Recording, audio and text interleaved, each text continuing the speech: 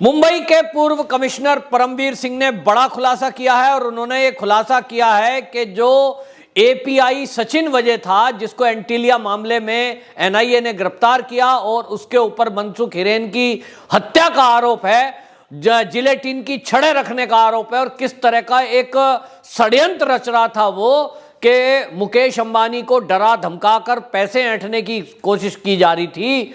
अब इस मामले में जो वो सस्पेंशन था उसको कैंसिल करने वक्त के पीछे कौन था, इसका खुलासा मुंबई के पूर्व कमिश्नर परमवीर सिंह ने किया है। परमवीर सिंह ने इसका खुलासा करते हुए कहा कि एपीआई सचिन वजह जब सस्पेंड था तो उसके ऊपर हत्या का आरोप था, जिसके कारण वो जेल गया था और उसके बाद वो सस्पेंड था।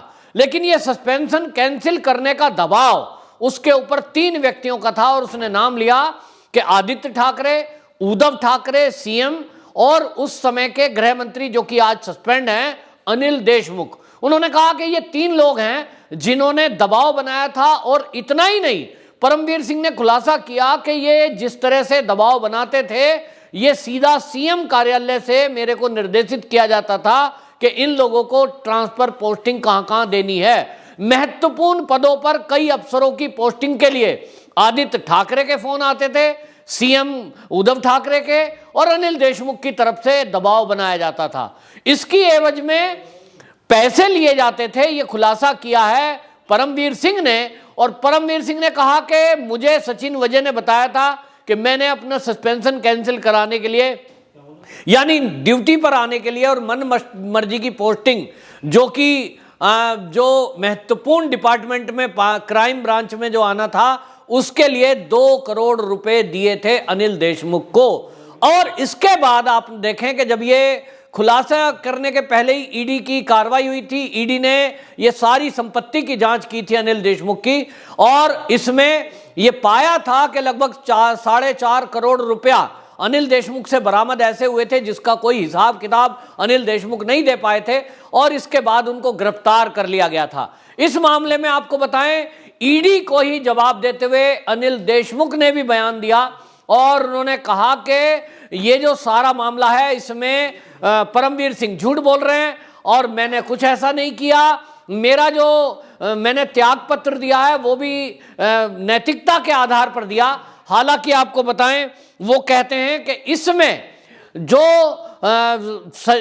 मनसुख हिरेन की हत्या है इसके अंदर हमने पाया था कि ये जो परमवीर सिंह है ये कहीं ना कहीं दोषी है और ये मिला हुआ है एपीआई से, सचिन वजह से, और इसके कारण से इसका ट्रांसफर कर दिया गया था। अब ट्रांसफर के बाद जो स्थितियां हैं उसमें ये आरोप प्रत्यारोप लगा रहे हैं जो कि गलत है।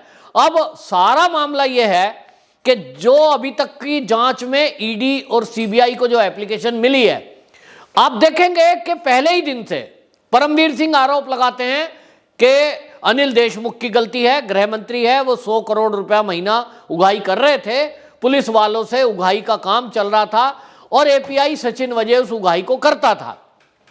इसके बाद अब जब सचिन वजह की जांच में वो पाया कि एनआईए वाले मामले में मनसुख हिरेन की हत्या में उसका इन्वॉल्वमेंट है और इसलिए वो जेल में है। अब मामला ये बन रहा है कि ठीक है भाई, 100 करोड़ उगाही का मामला है, उसकी जांच करेगा, ईडी चल रही है और उस मामले में सीबीआई को भी एप्लीकेशन इसने परमवीर सिंह ने दी है। अब दूसरी तरफ आप देखिए कि जो पूर्व गृह मंत्री अनिल देशमुख है वो कह रहे हैं मैं निर्दोष हूं, इसमें दोषी जो है कौन है, तो सचिन वजह दोषी है और उसका साथी परमवीर सिंह। अब इसका मतलब तो यह हुआ ना कि दोनों ही दोषी हैं। एक कह रहा है इसकी गलती, वो कह रहा है उसकी गलती, वो कह रहा है पैसे उगाही का मामला ये कर रहे हैं, गृह मंत्री करते थे, गृह मंत्री कह रहे हैं नहीं नहीं मैं नहीं लेता था, परमवीर सिंह लेता था, सचिन वजह ने लिए होंगे। और अब नाम आया है मुख्यमंत्री का भी। ये बहुत बड़ी बात है कि पहली बार अभी तक की जांच में ईडी ने जितने भी बयान लिए हैं, पहली बार यह बयान आया है कि इस मामले में मुख्यमंत्री भी इन्वॉल्व है और उनका बेटा आदित्य ठाकरे जो कि पर्यावरण मंत्री है वो भी इन्वॉल्व है। और यह सबसे बड़ी बात है कि यदि खुद मुख्यमंत्री इन्वॉल्व है उगाही के मामले में, तब इस सरकार को बने रहने का क्या अधिकार है। हम पहले से कहते आए हैं कि यदि 100 करोड़ का मामला छोड़िए, 2 करोड़ भी उगाही किसी से होती है, रिश्वतखोरी होती है, और किसी की जो सस्पेंशन को कैंसिल किया जाता है, ये कैसे हो सकता है कि मुख्यमंत्री को ना पता हो? क्योंकि मुख्यमंत्री का तो वो खास आदमी था, शिवसेना से उसका संबंध था, शिवसेना का वो प्रवक्ता रहा था एपीआई सचिन वजह। तो ऐसा थोड़ी हो सकता है कि 2 करोड़ गया और दे दिए। उद्धव ठाकरे को ना बताया हो उसने, जो आप प्रवक्ता रहा हो और मुख्यमंत्री का खास रहा हो, वो 2 करोड़ रुपए की डील ऐसे ही कर देगा किसी से? ऐसा नहीं हो सकता। और हम पहले दिन से कह रहे हैं कि इसमें जरूर कहीं ना कहीं मुख्यमंत्री की इन्वॉल्वमेंट है। और इसी मामले में अब बयान जो दिया है परमवीर सिंह ने, उसने तो एक नाम और जोड़ दिया कि इस मामले में, ट्रांसफर पोस्टिंग के मामले में आदित्य ठाकरे की भी इन्वॉल्वमेंट है। तो अब यह बहुत ही गंभीर मामला बन गया है और यह सरकार तुरंत बर्खास्त करनी चाहिए। यहां राष्ट्रपति शासन लगना चाहिए।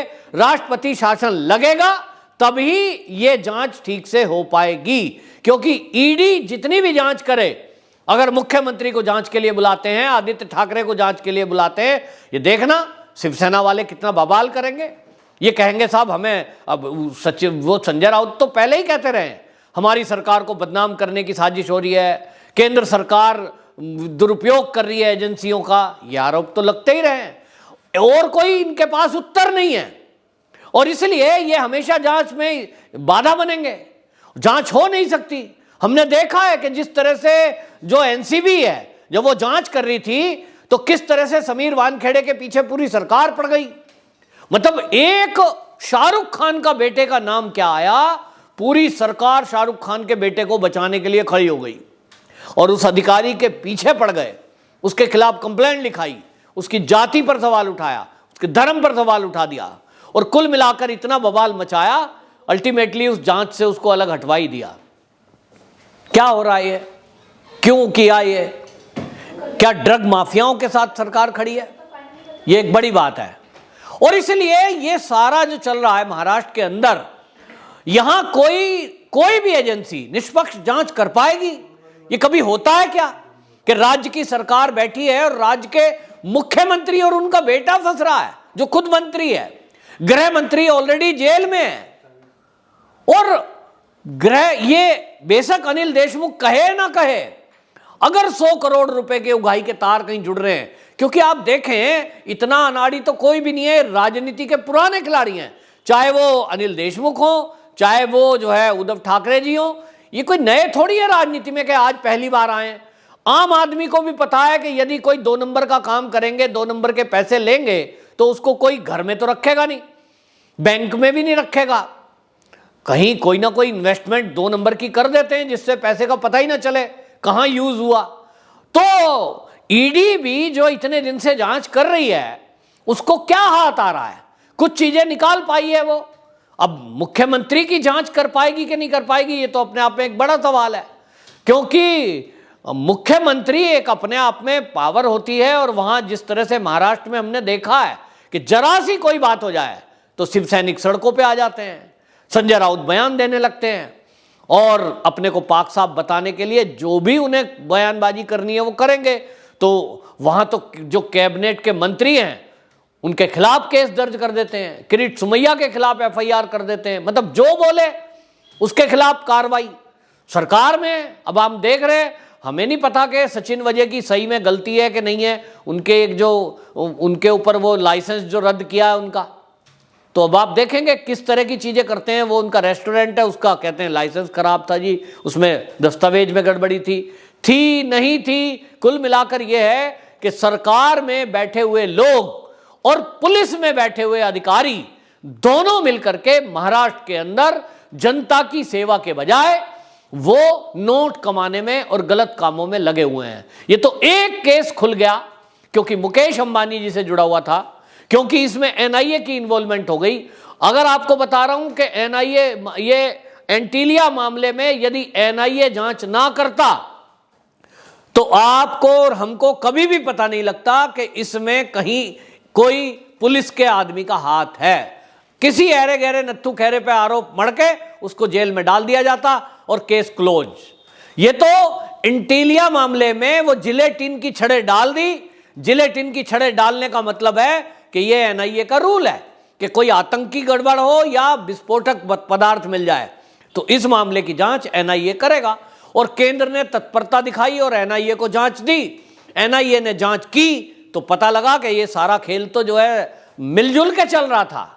अब सचिन वजह हो या परमवीर, वो दोनों जो हैं तो महाराष्ट्र में, उनको जान प्यारी है, वो सच कैसे उगलेंगे?